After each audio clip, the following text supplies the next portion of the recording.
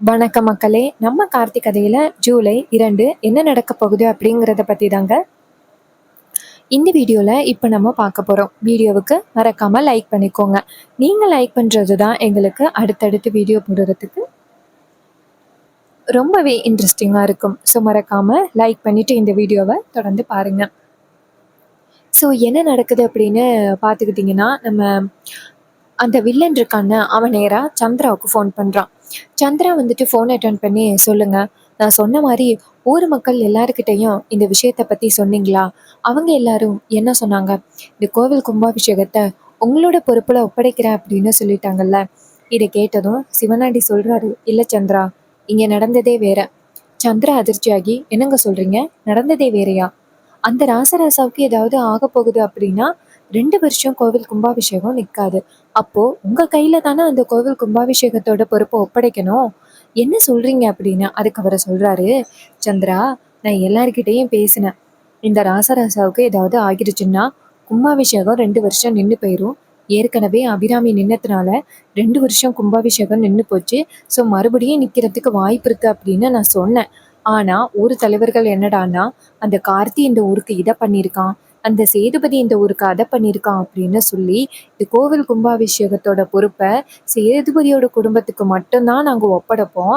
ராசராசாவோட தலைமையில தான் இந்த கோவில் கும்பாபிஷேகம் நடக்கும் அப்படின்னு ஊர் தலைவர்கள் எல்லாருமே சொல்லிட்டு என்னை அசிங்கப்படுத்திட்டாங்க சந்திரா. இதை கேட்டதும் சந்திரா சொல்றாங்க, இங்க பாருங்க, இதுக்கப்புறமும் நம்ம பிளானை எக்ஸிக்யூட் பண்ணாம அமைதியா இருக்கிறது ரொம்ப தப்பு. நான் சொல்றத நீங்க செய்யுங்க அப்படின்னு. இதை கேட்டதும் சிவனாண்டி சொல்றாரு, சொல்லு சந்திரா, இதுக்கப்புறமா அந்த ராசராசா ஹாஸ்பிட்டல்லேருந்து வெளியில வரவே கூடாது. அதுக்காக என்ன பிளான் பண்ணணும்னு நீ சொல்லு அப்படின்னு. உடனே சந்திரா சொல்றாங்க, இங்க பாருங்க, நீங்க என்ன பண்றீங்க அப்படின்னா, நாளைக்கு மாமாவுக்கு ஒரு டாக்டர் வந்துட்டு சிகிச்சை பண்றதுக்காக வரப்போறாரு. நீங்க அவரை வந்துட்டு வரவிடாம தடுக்கணும். அவருக்கு பதிலா நீங்க வேற ஒருத்தரை அனுப்பணும். அதுவும் ஒரு மருந்தை மாமாவுக்கு கொடுக்கணும். இது இயற்கையான முறையில அவருக்கு ஏதோ ஆகுன மாதிரி இருக்கணும், சரியா? இதை கேட்டதும் சிவனாடி சொல்றாரு, சரி சந்திரா, இதுவும் நல்ல யோசனையா தான் இருக்கு. அந்த டாக்டர் எந்த டாக்டர் அப்படின்னு என்கிட்ட சொல்லு. அப்ப சந்திரா சொல்றாங்க, இங்க பாருங்க, அந்த டாக்டர் வந்துட்டு அட்ரஸ் எல்லாத்தையுமே நான் உங்களுக்கு ஃபோன்ல அனுப்பிட்டேன். நீங்க என்ன பண்றீங்க அப்படின்னா, நேரா அவன் வீட்டுக்கு போயிட்டு அவனை இந்த ஹாஸ்பிட்டலுக்கு வரவிடாம தடுக்கிறது தான் உங்களோட வேலையே. இதை கேட்டதும் அவரும் சரி சந்திரா அப்படின்னு சொல்லிட்டு ஃபோனை கட் பண்ணுறாரு. கட் பண்ணிட்டு நேராக அவங்க சித்தப்பா கிட்ட, சித்தப்பா, நாளைக்கு நம்மளுக்கு ரொம்ப முக்கியமான ஒரு வேலை இருக்கு. அதுக்கு அவர் கேட்குறாரு, சொல்லியா மவனே, என்ன வேலை அப்படின்னு. அப்போ சிவனாண்டி நடந்த இது எல்லாத்தையுமே சொல்றாரு.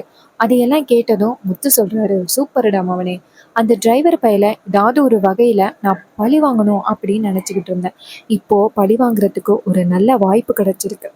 நேரா அந்த டாக்டர் வீட்டுக்கு போயிட்டு அவனை தூக்குறோம் அப்படின்னு. சிவனாண்டியும் சரிங்க சித்தப்பா அப்படின்னு சொல்லிட்டு நேரா அந்த டாக்டரோட வீட்டுக்கு போறாங்க.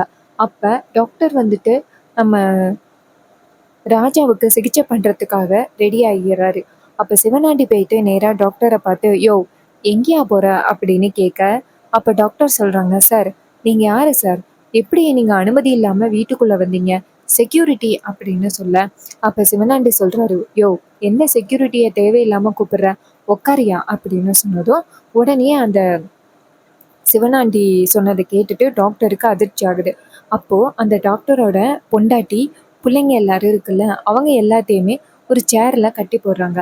டாக்டர் இதை பார்த்துட்டு, இங்க பாருங்க, நீங்க எதுக்காக இப்படி பண்றீங்க அப்படின்னு சொல்லிட்டு கேட்குறாங்க.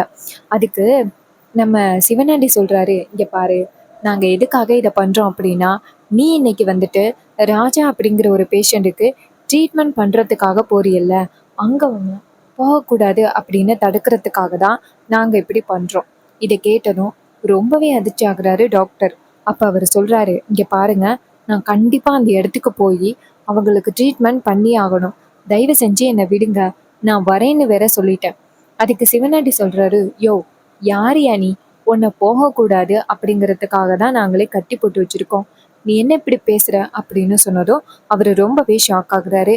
அப்போ சிவனாண்டி நேரா சந்திராவுக்கு ஃபோன் பண்றாங்க. சந்திரா ஃபோன் அட்டன் பண்ணி, சொல்லுங்க, என்னாச்சு, அந்த டாக்டரை பிடிச்சிட்டிங்களா அப்படின்னு.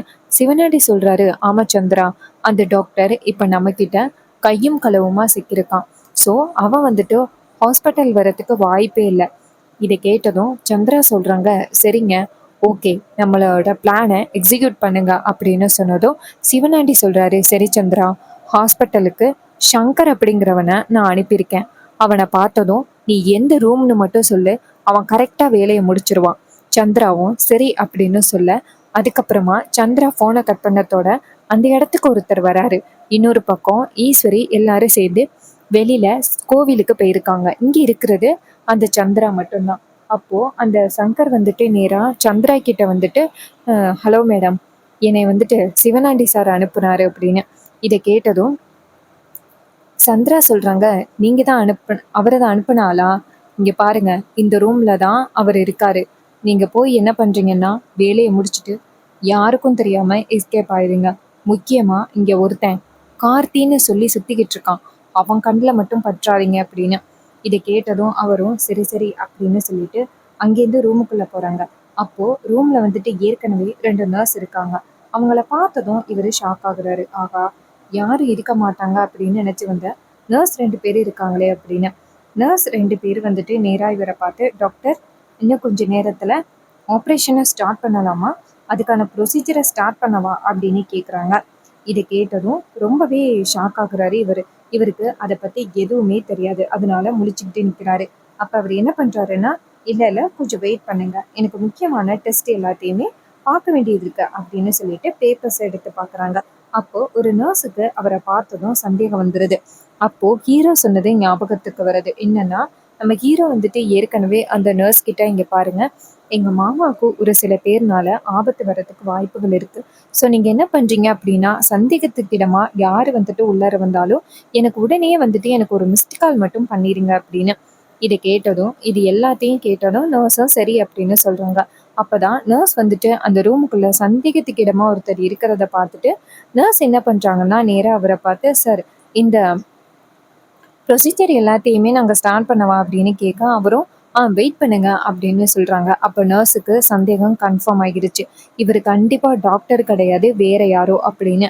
அப்போ இன்னொரு பக்கம் நர்ஸ் என்ன பண்றாங்கன்னா, நம்ம ஹீரோவுக்கு வந்துட்டு மிஸ் கால் விடுறாங்க. அப்போ ஹீரோ வந்துட்டு வெளியில நின்னவர், நர்ஸ் வந்துட்டு மிஸ் கால் விடுறாங்களே, ஏதாவது பிரச்சனை அப்படின்னு தான் எனக்கு கால் பண்ண சொன்னேன், ஸோ அதனால தான் இவங்க கால் பண்ணுறாங்க போல அப்படின்ட்டு நேராக ஃபோனை அட்டன் பண்ணுறாங்க. நேராக இங்கேருந்து வராங்க. சந்திரா வந்துட்டு ஹீரோ வரதை பார்த்துட்டு ஷாக் ஆகுறாங்க. ஆகா, நம்ம பிளான் பண்ணது இவனுக்கு தெரிஞ்சிருக்குமோ, வந்துட்டானே அப்படின்னு அதிர்ச்சி ஆகுறாங்க. இன்னொரு பக்கம் அந்த ஆள் வந்துட்டு கையில் ஒரு மருந்து எடுத்துட்டு ராசராசாவுக்கு கொடுக்கறதுக்கு முயற்சி பண்ணுறாரு. அப்போ அந்த நர்ஸ் பார்த்துட்டு ஷாக் ஆகி அவர்கிட்ட, சார், இது என்ன சார், எங்க கிட்ட எதுவுமே சொல்லாம நீங்க இவருக்கு மருந்து கொடுக்குறீங்க, இது என்ன சார் அப்படின்னு கேட்குறாங்க. அப்போ அவர் சொல்றாரு, ஏய், உனக்கு என்ன வேலை, நீ தேவையில்லாம எதுக்கு இப்போ பேசுற, ஓரமா போய் நில்லு அப்படின்னு சொல்றாரு. இதை கேட்டதும் அந்த பொண்ணு ஷாக் ஆகுறாங்க. என்னடா இது, இவர் இப்படி பேசுறாரே அப்படின்னு. அப்போ ஹீரோ டக்குன்னு கதவை திறக்கிறாரு. சந்திரா இதை பார்த்துட்டு ஷாக் ஆகுறாங்க. இவன் வரமாட்டான் அப்படின்னு நினைச்சுக்கிட்டு இருந்தோம், கடைசி நேரத்துல வந்துட்டானே அப்படின்னு அதிர்ச்சி ஆகுறாங்க. அப்போ ஹீரோ என்ன பண்றாருன்னா, உள்ளார வந்துட்டு, மேடம், யாரு அப்படின்னு சொல்ல, நர்ஸ் டக்குன்னு இவரை பார்த்து இவரை தான் அப்படின்னு சொன்னதும் ஹீரோ டக்குன்னு அவரை பார்த்து, சார், நீங்க எந்த ஹாஸ்பிட்டல்லேருந்து வர டாக்டர் சார், உங்களோட ஐடி கார்டை காமிக்க முடியுமா அப்படின்னு.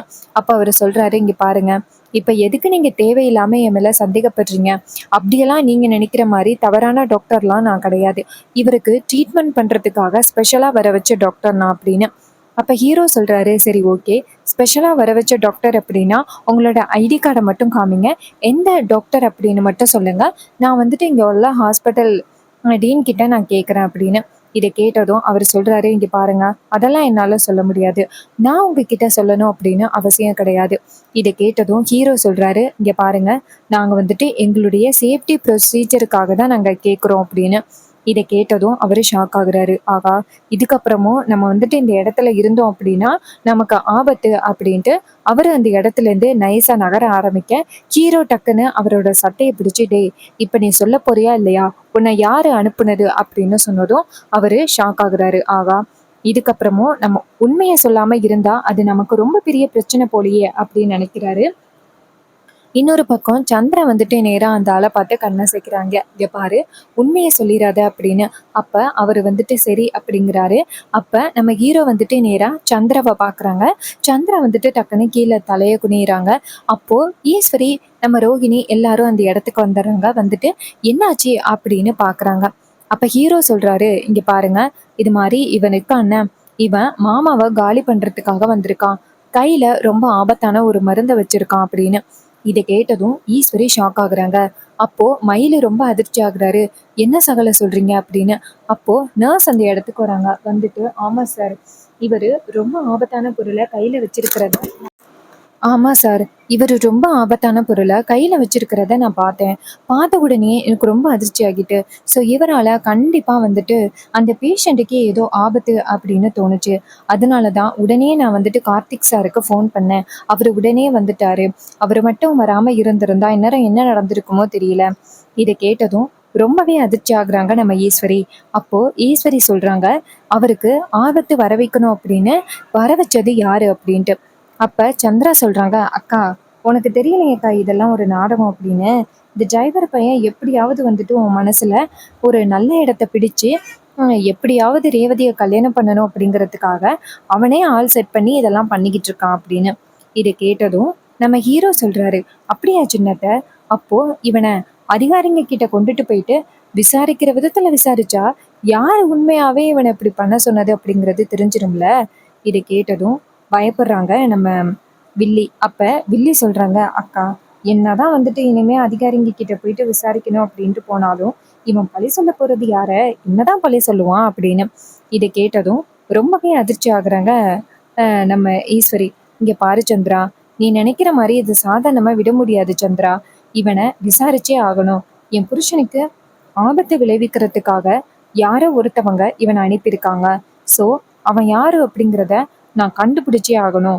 அவனுக்கு சரியான தண்டனையா வாங்கி கொடுத்தாகணும் அப்படின்ட்டு நேரா அதிகாரிங்களுக்கு ஃபோன் பண்றாங்க. அப்போ அதிகாரிங்க அந்த இடத்துக்கு வந்ததும் ஈஸ்வரி சொல்றாங்க, சார் இது மாதிரி என் ஹஸ்பண்ட் இப்போ உடம்பு சரியில்லாம இங்க அட்மிட் ஆகியிருக்காரு. அவரை காலி பண்ணணும் அப்படிங்கிற ஒரு நோக்கத்துல ஒரு ஆபத்தான மருந்தை இவன் எடுத்துட்டு வந்திருக்கான்.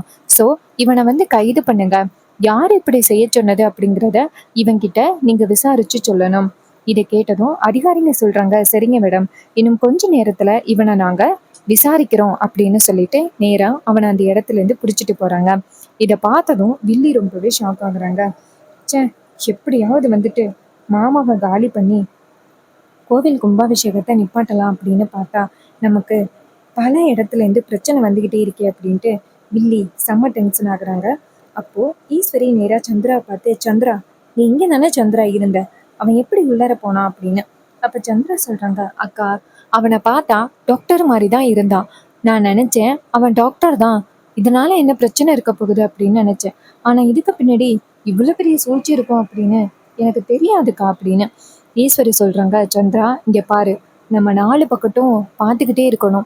ஏன்னா நமக்கு 4 பக்கமும் எதிரி இருந்துகிட்டே இருக்காங்க, ஏதாவது ஒரு வகையில நமக்கு பிரச்சனை கொடுக்கறதுக்கு. அதனால சந்திரா, நம்ம இப்படியே வேடிக்கை பார்த்துக்கிட்டு இருக்கிறது ரொம்ப தப்பு அப்படின்னு.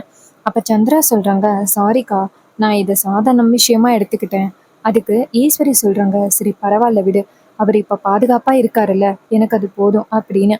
அப்ப ரேவதி சொல்றாங்க, அம்மா இப்போ அவரு பாதுகாப்பா இருக்கிறதுக்கு யாரு காரணம்னு நினைக்கிற?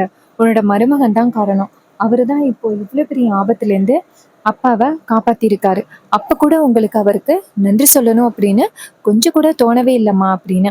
ஈஸ்வரி சொல்றாங்க, இங்க பாரு ரேவதி, நீ தேவையில்லாம கிடைக்கிற கேப்ல அவனை ரொம்ப புகழ்ந்து பேசாத அப்படின்னு சொல்ல, அதுக்கு ரேவதி சொல்றாங்க, அம்மா நீங்க பண்றது ரொம்ப மோசம். என்னைக்குதான் வந்துட்டு அவர்கிட்ட அவரை நமக்கு செஞ்ச உதவி எல்லாத்துக்குமே நீங்க நன்றி சொல்ல போறீங்க அப்படின்னு எனக்கு ஒண்ணுமே புரியல. அதை கேட்டதும் ஈஸ்வரி சொல்றாங்க, எனக்கு தெரியும் அப்படின்னு சொல்லிட்டு பேசுறாங்க. அண்ட் இந்த கதை உங்களுக்கு பிடிச்சிருந்துச்சுன்னா இந்த வீடியோவுக்கு மறக்காம லைக் பண்ணிக்கோங்க. நீங்க லைக் பண்றது தான் எங்களுக்கு அடுத்தடுத்து வீடியோ போடுறதுக்கு ரொம்பவே இன்ட்ரெஸ்டிங்கா இருக்கும். ஸோ மறக்காம லைக் பண்ணிட்டு இந்த வீடியோவை தொடர்ந்து பாருங்க. தேங்க்யூ ஃபார் வாட்சிங். See you on next video.